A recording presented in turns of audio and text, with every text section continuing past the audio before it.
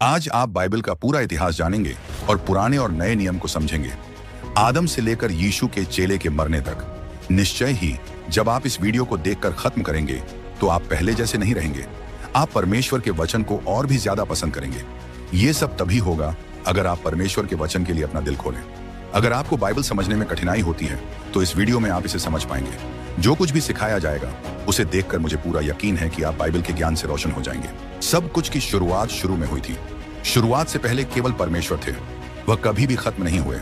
वह अनादि हैं, यानी हमेशा से हैं। उनकी कोई शुरुआत नहीं थी। वह सब चीजों की शुरुआत है। वह बनाए नहीं गए थे। वह सभी चीजों के सृष्टिकर्ता हैं।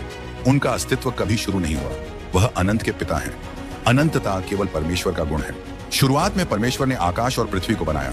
छठे दिन परमेश्वर ने मनुष्य को अपनी छवि और रूप में बनाया और आदमी से औरत को बनाया। आदम और हव्वा को पूरी तरह से निर्दोष, शुद्ध और सही बनाया गया था। उनका परमेश्वर के साथ पूरी तरह से संबंध था। वे परमेश्वर के बगीचे में खुशी खुशी रहते थे और परमेश्वर की सृष्टि की देखरेख करता थे। लेकिन फिर वे पाप में गिर गए और पूरी मानवता को इस गहरे पाप में डाल दिया, क्योंकि हम सभी आदम में थे। आदम और हव्वा के दो बेटे थे, कैन और हाबिल। जलन के कारण कैन ने अपने भाई हाबिल की हत्या कर दी। इस तरह कैन इतिहास में पहला हत्यारा बन गया। बाद में आदम और हव्वा का एक और बेटा हुआ जिसका नाम शेत था। शेत के जरिए एक पवित्र वंश शुरू हुआ जो परमेश्वर की ओर मुड़ने लगा। लेकिन ज्यादा समय नहीं बीता कि धरती पाप और हिंसा से भर गई। तब परमेश्वर ने तय किया कि वे अपनी बनाई हुई मानव जाति को धरती से मिटा देंगे। लेकिन उस समय एक धर्मी आदमी था जिसका नाम नूह था। इसीलिए परमेश्वर ने जल प्रलय के जरिए अपना न्याय दिखाया। लेकिन नूह, उसकी पत्नी और उसके 3 बेटे शेम, हम और याफेत और उनकी पत्नियों को बचाया। वे सभी उस जहाज आर्क में थे जिसे उन्होंने बनाया था। नूह के बेटों के जरिए परमेश्वर ने अलग अलग जातियों की शुरुआत फिर से की। शेम से सेमिटिक, यहूदी और अरबी जातियां बनी। हम से अफ्रीकी और एशियाई जातियां बनी और याफेत से यूरोपीय जातियां बनी। बाद में परमेश्वर ने एक परिवार चुना जिससे एक ऐसा जनसमूह बने जो वादा किए गए मसीहा को दुनिया में लाने का साधन बने। उन्होंने अब्राहम को कल्दी के ऊर नाम की जगह से बुलाया। अब्राहम ने अपनी जमीन और परिवार छोड़ दिया और विश्वास का यात्री बन गया। जहां जहां वह गया उसने परमेश्वर के लिए वेदियां बनाई। यह कहानी अब्राहम और उसके भतीजे लोट के साथ आगे बढ़ी। लोट 2 जातियों का पूर्वज बना, अम्मोनियों और मोआबियों का। जब अब्राहम हैरान से चले तब उनकी उम्र 75 साल थी। परमेश्वर ने वादा किया था कि उनके एक बेटा होगा और वह एक बड़ी जाति के पिता बनेंगे। उनसे सारी धरती की जातियां आशीर्वाद पाएंगी। अब्राहम ने परमेश्वर के वचन के पूरा होने के लिए 11 साल तक इंतजार किया। फिर उनकी पत्नी सारे, जो अब परमेश्वर के वादे पर विश्वास नहीं कर रही थी, ने अपनी दासी हाजिरा को अब्राहम के साथ रहने के लिए दिया। इससे इश्माइल पैदा हुआ जो एक बड़ी जाति अरब लोगों का पिता बना। ये लोग इतिहास में इजराइल के लोगों के दुश्मन रहे हैं। जब अब्राहम 99 साल के थे तब परमेश्वर उनके सामने आए और उनसे कहा कि वह अपने तंबू से बाहर जाएं और आसमान में तारे गिने। फिर परमेश्वर ने उनसे कहा कि उनकी औलाद उतनी ही अधिक होगी जितने आसमान में तारे और समुद्र के किनारे की रेत होती है। लेकिन परमेश्वर ने यह भी बताया कि उनकी औलाद 430 साल तक गुलामी में रहेगी। परमेश्वर ने अब्राम का नाम बदलकर अब्राहम कर दिया। अब्राम का मतलब था महान पिता और अब्राहम का मतलब है कई लोगों का पिता। जब वादा किया गया बच्चा अभी तक पैदा नहीं हुआ था तब अब्राहम 100 साल के थे और उनकी पत्नी सारा 90 साल की थी जब इसहाक का जन्म हुआ। इसहाक ने रेबेका से शादी की, लेकिन रेबेका को बच्चा नहीं हो रहा था। 20 साल की शादी के बाद रेबेका ठीक हो गई और उनके जुड़वां बेटे हुए एसाव और याकूब। एसाव एदोमियों के पूर्वज बने और याकूब, जिनका नाम बाद में इसराइल रखा गया, इसराइलियों के पूर्वज बने। याकूब के 12 बेटे और एक बेटी थी। उनके दूसरे आखिरी बेटे यूसुफ की वजह से याकूब का परिवार 70 लोगों के साथ मिस्र चला गया। वहां वे गोशेन नाम की उपजाऊ जगह पर बस गए। ये 70 लोग बहुत तेजी से बढ़े। मिस्र में 400 साल रहने के बाद मूसा के नेतृत्व में वे वहां से निकले। उस समय उनके साथ 6 लाख पुरुष थे। औरतों और बच्चों को मिलाकर लगभग 20 लाख लोग थे। प्रॉमिस लैंड की ओर रेगिस्तान की जर्नी शुरू हुई। यह जर्नी 3 महीने में पूरी होनी चाहिए थी, लेकिन लोगों के अविश्वास और 12 जासूसों की वजह से यह 40 साल तक खींच गई। इन जासूसों को प्रॉमिस लैंड की जांच के लिए भेजा गया था। उनमें से 10 जासूस नकारात्मक खबर लेकर लौटे और लोगों को परमेश्वर और मूसा के खिलाफ भड़का दिया। वहां के विशालकाय लोगों को देखकर उन्हें लगा कि वे टिड्डों जैसे छोटे हैं और उन्होंने परमेश्वर की शक्ति को कम आंका। तब परमेश्वर ने लोगों को सख्त सजा दी और उन्हें रेगिस्तान में भटकने का आदेश दिया, जिससे वे वहीं मर जाएं। केवल 2 वफादार जासूस, यहोशू और कालेब, को ही प्रॉमिस लैंड में जाने की अनुमति मिली। इसराइल के लोग 40 साल तक रेगिस्तान में घूमते रहे, क्योंकि उन्होंने 40 दिन तक उस देश की जांच की थी। यह रेगिस्तान दुनिया का सबसे बड़ा कब्रिस्तान बन गया, जहां मिस्र से निकली पूरी पीढ़ी खत्म हो गई। सिवाय उन 2 आदमियों के जिन्होंने परमेश्वर पर विश्वास करने की हिम्मत की थी। 40 साल तक रेगिस्तान में भटकने के बाद यहोशू के लीडरशिप में 6 साल तक देश को जीतने की लड़ाई चली, लेकिन फिर भी बहुत सी जमीन जीतनी बाकी थी। यहोशू, जो मूसा के सेवक थे, ने परमेश्वर की बुलाहट और उनकी खास ताकत से लोगों को प्रॉमिस्ड लैंड में पहुंचाया। यहोशू की मौत के बाद 330 साल का एक लंबा समय शुरू हुआ, जिसे न्यायों का काल कहा जाता है। यह इजराइल के जीवन में स्पिरिचुअल इंस्टेबिलिटी और उतार चढ़ाव का समय था। न्यायों के समय में लोग अपनी मनमानी करते थे। इजरायलियों के दिलों की कठोरता के कारण उन्हें कई शत्रुओं द्वारा परेशान किया गया। इस समय में परमेश्वर ने महान नेताओं को उठाया, जैसे गिदयोन, यिफ्ता, सामसोन और शमूएल। इस लंबे समय के बाद एक नया दौर आया, राजतंत्र। इजराइल के लोग जो पास के देशों को देख रहे थे, ने एक राजा की मांग की। अब लोग नहीं चाहते थे कि परमेश्वर उनका राज करें। शमूएल, जो अंतिम न्याय थे, ने फिर शाऊल को इजराइल का राजा बना दिया। शाऊल ने 40 साल तक राज किया। उसने शुरुआत अच्छे तरीके से की, लेकिन अंत खराब हुआ। उसने अपने शासन की शुरुआत विनम्रता से की, लेकिन बाद में अहंकार, क्रूरता और अंत में विद्रोह और विश्वासघात का शिकार हो गया। उनके बाद दाऊद ने उनके स्थान पर 40 साल तक राज किया और इजराइल की राजधानी हेब्रोन से यरूशलेम को स्थानांतरित किया। उनका शासन सफल था। दाऊद ने अपने राज्य को मजबूत किया और इजराइल का सबसे प्रमुख राजा बन गया। धन इकट्ठा किया, भूमि जीती, सेनाओं को हराया और परमेश्वर के साथ चला। परमेश्वर के दिल के अनुसार एक आदमी होने के कारण, हालांकि उसने परमेश्वर, अपने परिवार और अपने लोगों के खिलाफ गंभीर रूप से पाप किया, उसने पश्चाताप किया और परमेश्वर ने उसे माफ कर दिया। उसकी वंशावली से मसीह का जन्म हुआ। उनकी मृत्यु के बाद उनके बेटे शलूमो ने उनके स्थान पर 40 साल तक राज किया। उन्होंने परमेश्वर से ज्ञान मांगा और परमेश्वर ने उन्हें ज्ञान और धन दिया। वह अपने समय के प्रसिद्ध व्यक्ति बने, यरूशलेम में मंदिर बनाया और उनके शासनकाल में शांति थी। लेकिन अपनी कई पत्नियों के कारण उनका दिल भ्रष्ट हो गया। केवल बुढ़ापे में शलूमो ने परमेश्वर की ओर रुख किया और अपने पापों पर पश्चाताप किया। इस प्रकार हमें 120 साल तक एकजुट राज्य मिला। शाऊल जादू टोने के जाल में फंसा, दाऊद व्यभिचार के जाल में फंसा और शलूमो मूर्ति पूजा के जाल में फंसा। परमेश्वर ने लोगों की इच्छा के अनुसार उन्हें राजा दिए, लेकिन लोगों को इस अज्ञानी चुनाव के परिणाम भुगतने पड़े। शलूमो की मृत्यु के बाद राज्य टूट गया, क्योंकि उसके बेटे रेहबोआम ने लोगों की विनती को नकार दिया कि वे भारी करों को कम करें। शलूमो की सरकार की शानो शौकत और ऐश्वर्य, जो मजदूरों की मेहनत से चलती थी, बहुत अधिक करों से दबा हुआ था। लोगों ने सत्ता परिवर्तन का फायदा उठाकर बदलाव की मांग की। जब उन्हें सफलता नहीं मिली तो वे नए राजा के साथ नहीं रह सके। इस प्रकार 12 में से 10 ट्राइब्स ने रेहबोआम के खिलाफ साजिश की और एक नए नेता येरोबोआम का चुनाव किया और उत्तर राज्य बना, जिसका मुख्यालय समारिया था। उत्तर राज्य 209 साल तक चला। इस राज्य के 19 राजा थे, जो 8 अलग अलग राजवंशों से थे। इनमें से कोई भी राजा धार्मिक नहीं था। सभी ने परमेश्वर से मुंह मोड़ लिया और येरोबोआम के रास्ते पर चलने लगे। इस राजा ने राजनीति के लिए धर्म का उपयोग करने का फैसला किया, ये डरते हुए कि उनके लोग यरूशलेम जाकर मंदिर में पूजा करेंगे और यहूदाह के राजाओं से जुड़ जाएंगे। येरोबोआम ने उत्तर राज्य में बैतल, गिलगाल और दान में मंदिर बनाने का फैसला किया। उन्होंने इन मंदिरों में सोने के बछड़े रखे और लोगों को इसे परमेश्वर मानकर पूजा करने के लिए प्रेरित किया। उत्तर राज्य के सभी 19 राजाओं ने यही रास्ता अपनाया। सभी बुरे और पापी थे, किसी ने भी परमेश्वर की खोज नहीं की। उस समय परमेश्वर ने कुछ भविष्यवक्ताओं को भेजा, जिन्होंने राजाओं, राष्ट्र और पैसों से रिश्वत लेने वाले पाखंडी भविष्यवक्ताओं और पुरोहितों के पापों की निंदा की। उस समय परमेश्वर ने भविष्यवक्ताओं आमोस, होशे और मीका को भेजा। उन्होंने देश की बुराइयों का सामना बहादुरी से किया। राजमहल से लेकर झोपड़ियों तक, मंदिरों से लेकर व्यापार तक, सड़कों से लेकर खेतों तक उन्होंने पॉलिटिकल करप्शन की आलोचना की और पवित्र धर्म का व्यापार करने वाले पादरियों के खिलाफ आवाज उठाई। उन्होंने भ्रष्ट सरकारी अधिकारियों और कानून बनाने वालों के खिलाफ परमेश्वर का आरोप उठाया। उन्होंने सामाजिक अन्याय और आर्थिक शोषण की निंदा की। उन्होंने लोगों से पश्चाताप करने का आह्वान किया, लेकिन उनकी बातें किसी ने नहीं सुनी। अहाब के शासनकाल में उसकी पत्नी इजेबेल के कारण इजराइल में बाल, जो कनानी देवता था, की बुरी मान्यता फैल गई। उस समय परमेश्वर ने भविष्यवक्ता एलियाह को उठाया ताकि वह इस मूर्ति पूजा को बेनकाब कर सके और इस भूत परस्त देवता की साख को कमजोर कर सके। इस राज्य में भी परमेश्वर ने एलीशा को एलियाह का स्थान लेने और एक अद्भुत काम करने के लिए बुलाया। इजराइल ने जब परमेश्वर की बात नहीं मानी तो परमेश्वर ने असूरिया को इजराइल के खिलाफ भेजा। असूरिया परमेश्वर का गुस्सा था, एक बहुत ताकतवर और लड़ाकू साम्राज्य।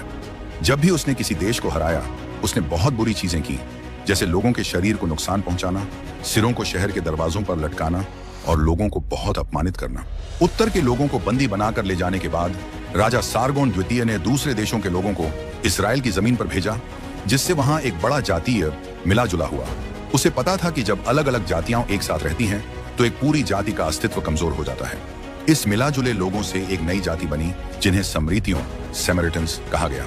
ये समरीती लोग इसराइल में रहने लगे और फिर यहूदी लोगों के बहुत बड़े दुश्मन बन गए। दक्षिणी राज्य जो बेंजामिन और यहूदा के कबीलों से बना था के पास 20 राजा थे। इनमें से कई राजा अच्छे थे, जैसे आसा, यहोशापात, हिजकिय्याह, योथम, उज्जियाह, योआश और यूसियाह। जब भी कोई अच्छा राजा बना तो देश में विकास हुआ और लोग आर्थिक, नैतिक, सामाजिक और आध्यात्मिक रूप से आगे बढ़े। दक्षिणी राज्य में यह भविष्यवाणी पूरी करने के लिए कि मसीह दाऊद के घर से आएंगे, केवल एक ही राजवंश ने शासन किया। यहूदी लोगों से बात करने के लिए परमेश्वर ने कई भविष्यवक्ताओं को भेजा, जैसे यशायाह, मीका, योएल, सुफनयाह और यिर्मयाह। लेकिन देश बहुत भ्रष्ट हो गया और लोगों ने परमेश्वर की आवाज को नहीं सुना। फिर उसी तरह परमेश्वर ने उन्हें सजा दी और बेबीलोनियन की सेना भेजी, जिससे वे अपने दुश्मनों के हाथों में पड़ गए। यहूदी लोग बेबीलोनियन में बंदी बना लिए गए। दक्षिणी राज्य, जिसे यहूदा कहा जाता था, 345 साल तक चला। 2 बार हमला करने के बाद नेबूजदनजर ने यरूशलेम पर हमला किया, उसके शानदार मंदिर को तोड़ डाला और लोगों को बंदी बनाकर ले गया, जिससे शहर बहुत अपमानित हो गया। लोग 70 साल तक बंदी रहे, जैसा परमेश्वर ने भविष्यवक्ता यिर्मयाह से कहा था। बंदीगिरी के दौरान परमेश्वर ने यिर्मयाह, एजेकील और दानियल जैसे भविष्यवक्ताओं को उठाया। इस समय में लोग मूर्ति पूजा से शुद्ध हुए और यहूदी लोग सिनेगॉग, प्रार्थना स्थल बनाने लगे। परमेश्वर द्वारा तय किए गए समय के बाद यहूदी लोग अपने देश लौट आए। उस समय तक बेबीलोन पहले ही मीडो फारसी साम्राज्य के हाथों में आ चुका था। साइरस, जिसे परमेश्वर ने 200 साल पहले ही बताया था, ने यहूदी लोगों को आजाद किया और उनके कनान की जमीन पर वापस जाने के रास्ते खोल दिए। लोग 3 समूहों में वापस आए। पहले समूह के नेता जरुब्बाबिल थे, जो मंदिर के निर्माण के लिए आए। दूसरे समूह के नेता एजरा थे, जो कानून सिखाने के लिए आए। और तीसरे समूह के नेता नाहेमिया थे, जो दीवारों के निर्माण और लोगों के राजनीतिक और आध्यात्मिक सुधार के लिए आए। जैसे ही लोग बंदी गृह से लौटे और मंदिर का निर्माण शुरू किया, उन्हें कई समस्याओं का सामना करना पड़ा। पहले चालाक समारी लोग काम में भाग लेना चाहते थे ताकि काम में दखलंदाजी कर सकें। जब उनकी साझेदारी की पेशकश को नकारा किया गया तो उन्होंने दूसरे तरीके से धमकी देने शुरू कर दी। फिर समारी लोगों ने राजा आर्टक्सर्शेस को एक पत्र लिखा, जिसमें यह आरोप लगाया कि यहूदी लोग मेडो फारसी साम्राज्य के खिलाफ साजिश कर रहे हैं। इस बुरी परेशानियों का सामना करते हुए मंदिर का काम लगभग 20 साल तक रुक गया। इस समय के दौरान लोग भगवान के घर के लिए अपनी मेहनत और उत्साह खो बैठे और अब वे अपने खुद के कामों में व्यस्त हो गए। वे अपने घरों को बनाने और सजाने में लगे, जबकि भगवान का घर, जो कि बर्बाद हो चुका था, उसकी कोई देखभाल नहीं कर रहे थे। इस समय के दौरान परमेश्वर ने हागाई और जकरियाह नामक भविष्यवक्ताओं को भेजा ताकि वे लोगों को पश्चाताप करने के लिए कहें। इन भविष्यवक्ताओं का संदेश जल्दी और गहरे असर में आया। लोग पश्चाताप करके परमेश्वर से माफी मांगने लगे और जो मंदिर का निर्माण अधूरा था, उसे पूरा करने के लिए उत्साह से वापस लौटे। फिर एक बड़ा स्पिरिचुअल अवेकनिंग हुआ। लगभग 100 साल बाद एक नई पीढ़ी आई। अब लोग मंदिर जाते थे और बलि चढ़ाते थे, लेकिन वे अब परमेश्वर का सम्मान नहीं करते थे। वे अंधे, बीमार और लंगड़े जानवरों को परमेश्वर के लिए बलि के रूप में चढ़ाते थे और परमेश्वर की मेज को हल्का समझते हुए उसे अपवित्र मानते थे। पुजारी भी भ्रष्ट हो गए थे और लोगों को परमेश्वर का वचन सिखाना बंद कर दिया था। परिवारों पर भी बुरा असर पड़ा। शादी टूटने लगी और तलाक होने लगे। लोग अब यह नहीं मानते थे कि परमेश्वर उनका न्याय कर सकता है, इसलिए वे अपनी टाइट्स चढ़ाना भी छोड़ने लगे। वे मंदिर जाते थे, लेकिन उनका दिल परमेश्वर से दूर था। उस समय परमेश्वर ने मलाकी नामक भविष्यवक्ता को भेजा ताकि वह लोगों को पश्चाताप करने के लिए कहे। इसी तरह पुराने नियम, ओल्ड टेस्टामेंट का समापन हुआ, जो ईसा मसीह के आने से 400 साल पहले था। मलाकी के बाद 400 सालों का एक लंबा समय आया, जिसे प्रेरितों के समय की चुप्पी या इंटरबाइबलिकल पीरियड कहते हैं। इस समय के दौरान कुछ धार्मिक और ऐतिहासिक किताबें लिखी गईं, जिन्हें अपोक्रिफा कहते हैं। पुराने नियम को भी हिब्रू से ग्रीक भाषा में अनुवाद किया गया और इसी अनुवाद को सेप्टुआजिंट कहा जाता है। मेदो फारसी साम्राज्य को सिकंदर महान के नेतृत्व में ग्रीक साम्राज्य ने हरा दिया। कई देशों और साम्राज्यों को जीतने के बाद सिकंदर 33 साल की उम्र में जल्दी मर गया, क्योंकि वह रो रहा था कि अब कोई और जमीन नहीं बची थी जिसे वह जीत सके। उसने अपनी शक्ति से अपने साम्राज्य का विस्तार किया और हेलेनिस्टिक संस्कृति और ग्रीक भाषा को फैलाया, जो बाद में सुसमाचार गॉस्पल के प्रचार में मददगार साबित हुई। सिकंदर की मौत के बाद साम्राज्य 4 जनरलों के हाथों में बंट गया। खास बात यह है कि मिस्र के तोलमी साम्राज्य और सीरिया के सेलेकिड साम्राज्य के बीच हमेशा संघर्ष होता रहा। इसराइल कभी एक के हाथों में और कभी दूसरे के हाथों में होता था। इस समय एंटियोकस एपिफेनस ने यहूदी लोगों को बहुत गुस्सा दिलाया जब उसने यरूशलेम के मंदिर के वेदी पर एक सुअर की बलि चढ़ाई, जो उनके लिए बहुत घृणित था। इस घटना के बाद मक्का बीजों की लड़ाई शुरू हुई, जिसे युदास मक्का बीस ने बहुत खून खराबे के बाद जीत लिया। फिर 63 ईसा पूर्व में पोम्पे ने यरूशलेम पर हमला कर लिया और रोमियो ने इजराइल पर कब्जा कर लिया। इसके बाद हेरोद महान ने शासन किया। हेरोद एक अच्छा प्रशासक था। उसने यरूशलेम के मंदिर का विस्तार और सजावट की, कैसरिया में बंदरगाह बनवाया, जो अंतर्राष्ट्रीय व्यापार और मिशनरियों की यात्रा के लिए मददगार साबित हुआ। उसने मसीदा किला और कई महल और किलों का निर्माण किया। हालांकि हेरोद एक असुरक्षित और हिंसक आदमी था। उसे हमेशा अपने सिंहासन के खोने का डर था। उसने 10 बार शादी की और कई बच्चे थे। जब हेरोद ने मारनम नाम की एक शाही परिवार की महिला से शादी की, तो उसे अपने सिंहासन के खोने का डर था। इसलिए उसने अपनी पूरी सास के परिवार को मार डाला। अपनी सास के कहने पर हेरोद ने अपने 17 साल के भतीजे आर्किलस को यरूशलेम का उच्च पुजारी नियुक्त किया। लेकिन बाद में जब हेरोद ने देखा कि आर्किलस लोगों में पसंदीदा हो रहा है, तो उसने उसे भी मार डाला। उसकी डरपोक सास मिस्र भाग गई, लेकिन हेरोद ने अपने लोग भेजे और उसे भी मारने का आदेश दिया। कैसर अगस्तुस ने हेरोद को रोम बुलाया, क्योंकि वह बहुत अत्याचार करता था। लेकिन जाने से पहले हेरोद ने डर के मारे अपनी पत्नी मारनम को मार डाला, क्योंकि उसे लगता था कि वह उसके खिलाफ साजिश कर सकती है। उसकी मौत के बाद हेरोद ने अपने 2 बेटों को रोम भेजा, ताकि वे वहां पढ़ाई करें और फिर लौटकर सिंहासन पर बैठने के लिए तैयार हों। लेकिन हेरोद ने किसी भी देर के बिना अपने दोनों बेटों को भी मारने का आदेश दिया।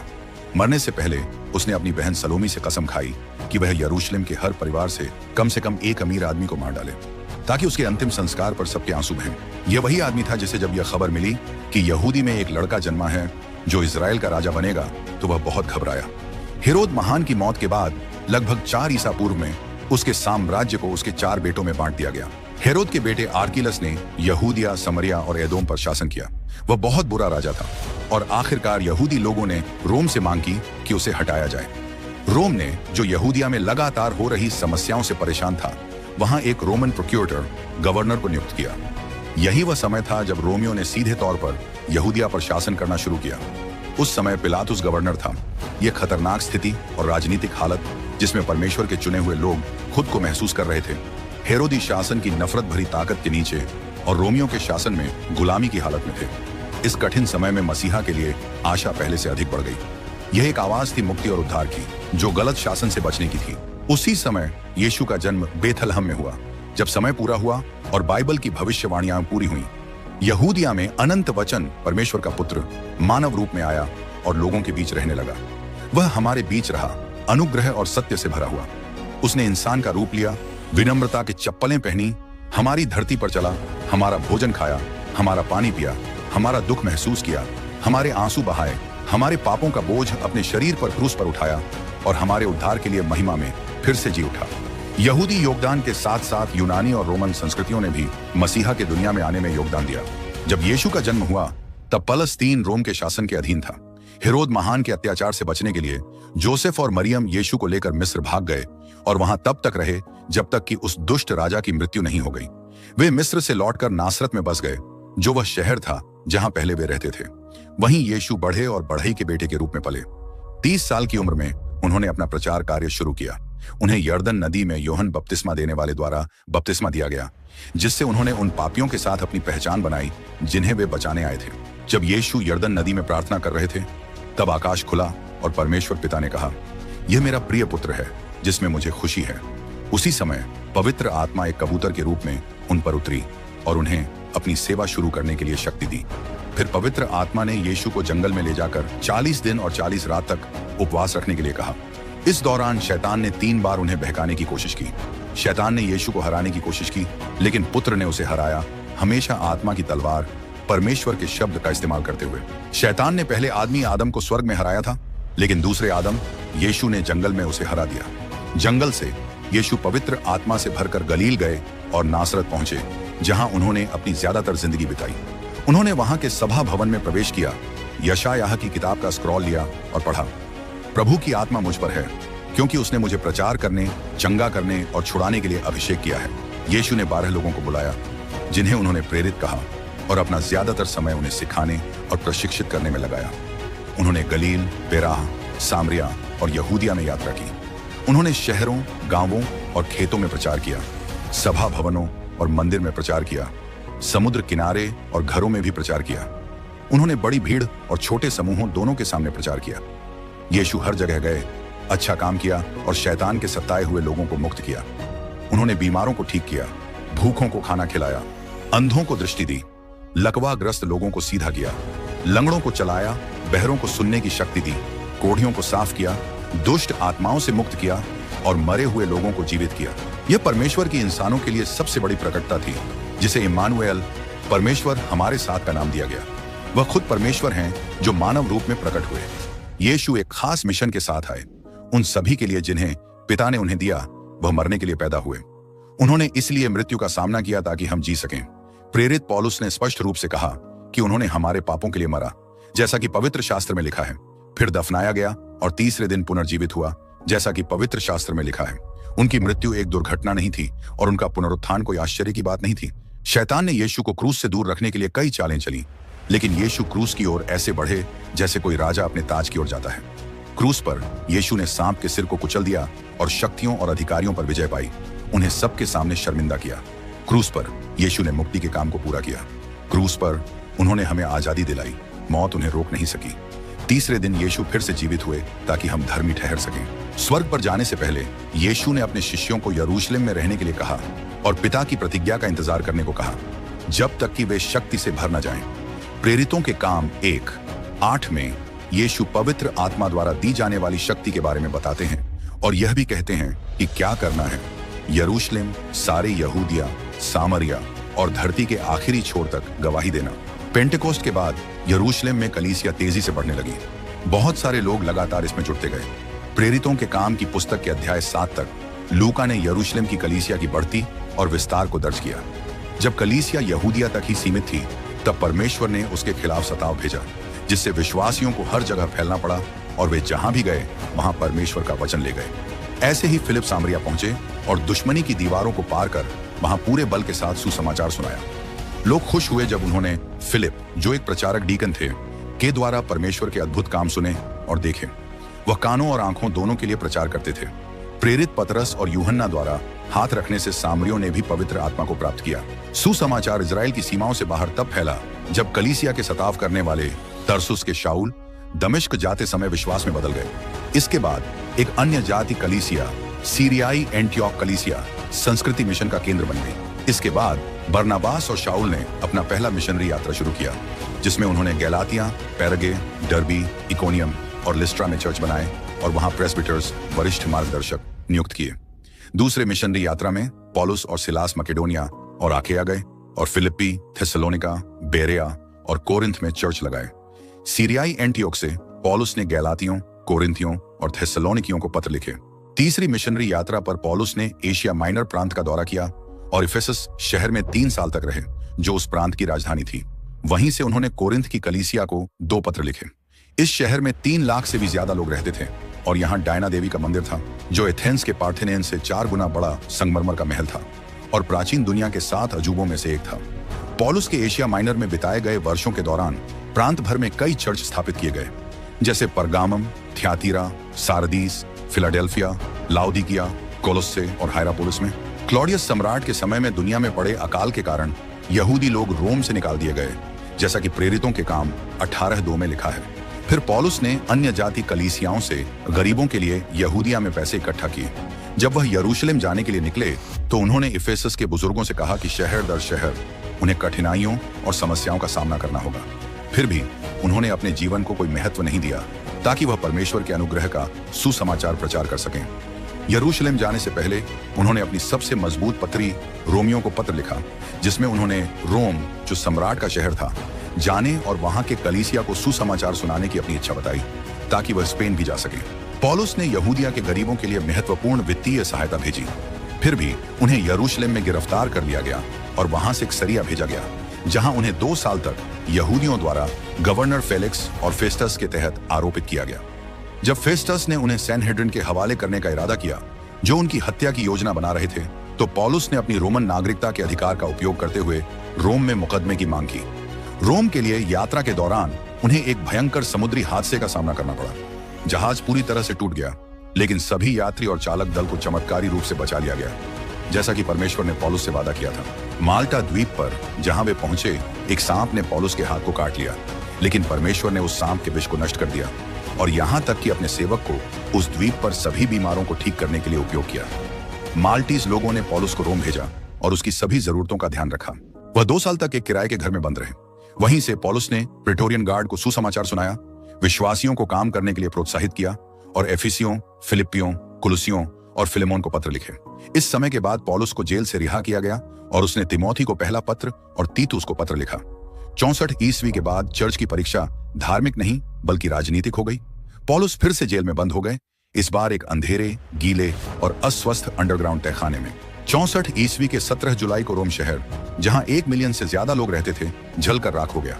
सम्राट नीरो, जो एक अभिनेता के रूप में कपड़े पहने हुए था, माया के टावर की चोटी पर चढ़ा और वहां से शहर में लगी आग का आश्चर्यजनक दृश्य देखा। आग 7 रातों और 6 दिनों तक लगी रही। जब आग बुझी तो शहर का 70% हिस्सा तबाह हो चुका था। रोम के 10 इलाके आग से पूरी तरह से तबाह हो गए थे। रोम में यहूदियों और क्रिश्चियंस के रहने वाले 4 इलाके थे, जिनसे नीरो ने यह बहाना बनाया कि क्रिश्चियंस ने रोम को जलाया था। इसके बाद चर्च पर भयंकर अत्याचार शुरू हुआ। क्रॉस बनाने के लिए लकड़ी की कमी हो गई, क्योंकि इतने सारे विश्वासियों को सूली पर चढ़ाया गया था। विश्वासियों को खंभों से बांधकर, उनके ऊपर गोंद चढ़ाकर और आग में जलाकर रोम की रातों को रोशन किया गया। ये एक असली हत्याकांड था। इस दूसरी जेल से पौलुस ने अपनी आखिरी पत्री तिमुथियुस को दूसरी पत्री लिखी। इसमें उन्होंने अपने शहादत के आने की बात की और न्याय के मुकुट को प्राप्त करने की महान आशा का जिक्र किया। इस तरह लगभग 67 ईस्वी में अनुभवी प्रेरित पौलुस को सिर कलम कर दिया गया, लेकिन उन्होंने आने वाली पीढ़ियों के लिए एक आशीर्वादित धरोहर छोड़ी। नए नियम को 50 सालों के दौरान लिखा गया था। हमारे पास 4 महत्वपूर्ण पुस्तकें हैं, 4 सुसमाचार, जिनमें से 3 समकालिक सिनॉप्टिक हैं, यानी एक ही दृष्टिकोण से लिखा गया है। मत्ती, मरकुस और लूका के सुसमाचार। मत्ती का मुख्य उद्देश्य यीशु को यहूदियों का राजा के रूप में प्रस्तुत करना था और यह विशेष रूप से यहूदियों के लिए लिखा गया था। इसमें पुराने नियम से सबसे ज्यादा उद्धरण है और यह सुसमाचारों में सबसे यहूदी है। मार्कुस का उद्देश्य यीशु को एक सेवक के रूप में प्रस्तुत करने पर है और यह रोमियों के लिए लिखा गया था। यह सुसमाचार यीशु के उपदेशों से ज्यादा उनके कार्यों पर केंद्रित है। लूका का सुसमाचार यीशु को मनुष्य के पुत्र के रूप में प्रस्तुत करता है और इसे एक गैर यहूदी डॉक्टर, इतिहासकार और यात्री द्वारा यूनानियों के लिए लिखा गया था। इसका उद्देश्य यीशु का चित्र एक परिपूर्ण मनुष्य के रूप में दिखाना है। इसलिए लूका वह सुसमाचारी हैं जो यीशु के प्रार्थना जीवन और पवित्र आत्मा की शक्ति से किए गए उनके कार्यों के बारे में सबसे अधिक बात करते हैं। यूहन्ना का सुसमाचार पहले सदी के अंत में लिखा गया था ताकि ग्नोस्टिकवाद, एक खतरनाक झूठी शिक्षा जो मसीह की दिव्यता को नकारती थी, का विरोध किया जा सके। यूहन्ना का तरीका बाकी सुसमाचारों से अलग है। यूहन्ना यह साबित करता है कि यीशु सच में परमेश्वर और सच में इंसान भी हैं। उन्होंने यीशु द्वारा किए गए 7 चमत्कारों और 7 मैं हूं बयानों को चुना ताकि यह साबित किया जा सके कि यीशु सच में परमेश्वर हैं। हमारे पास प्रेरितों के काम, एक्ट्स ऑफ द अपोस्टल्स भी है, जो प्रारंभिक चर्च से संबंधित घटनाओं को बताती है, जैसे इसके जन्म से लेकर रोम शहर तक इसके फैलने तक। इस बढ़ते काम की अगुवाई 3 चर्चों ने की, यरूशलेम, एंटियोक और एफेसुस। सम्राट के 4 प्रांत पहुंचे, गैलितिया, मकेडोनिया, अचाया और एशिया माइनर। प्रेरितों के कार्यों की किताब का कोई समाप्ति नहीं है, क्योंकि चर्च का इतिहास अभी भी जारी है। हम उस चर्च के उत्तराधिकारी और उसके कार्यों को आगे बढ़ाने वाले हैं जो पेंटेकोस्ट के दिन जन्मा था। हमारे पास प्रेरित पौलुस के पत्र भी हैं जो उन्होंने रोम, गैलेटिया, एफेसुस, फिलिप्पी, कोलोस्से और थेसलोनिके की चर्चों को लिखे। इसके अलावा उन्होंने तिमुथियुस, तीतुस और फिलेमोन को व्यक्तिगत पत्र भी लिखे। इसके अलावा एक पत्र है जो यहूदियों को लिखा गया था जो अत्याचारों के कारण अपने विश्वास में वापस लौटने की कोशिश कर रहे थे। यह पत्र इब्रानियों का पत्र है जिसे किसी अज्ञात लेखक ने लिखा था। हमारे पास याकूब, पतरस, यूहन्ना और यहूदा द्वारा लिखे गए सामान्य पत्र भी हैं। अंत में हमारे पास एक भविष्यवाणी की किताब है, प्रकाशित वाक्य, रेवलेशन, जो मसीह और उनके चर्च की जीत का वर्णन करती है, जिसे प्रेरित यूहन्ना ने पत्तमुस द्वीप पर लगभग 96 ईस्वी में लिखा। मुझे आशा है कि आपने इन बाइबल की सच्ची घटनाओं के बारे में सीखा। परमेश्वर आपके जीवन को आशीर्वाद दे। अगर आपने अभी तक यीशु को अपने उद्धारकर्ता के रूप में स्वीकार नहीं किया है तो अभी भी समय है। पश्चाताप करें, वह आपके भविष्य को, आपके जीवन को बदल सकता है। वह आपकी सारी उदासी, अकेलेपन को दूर कर सकते हैं और आपकी जरूरतों को पूरा कर सकते हैं। अपने कमरे में जाइए, दरवाजा बंद कीजिए और परमेश्वर से बात कीजिए। वह आपको सुनेगा। परमेश्वर आपको आशीष दे। अगर आपको वीडियो पसंद आया हो तो लाइक और चैनल को सब्सक्राइब करना ना भूलें।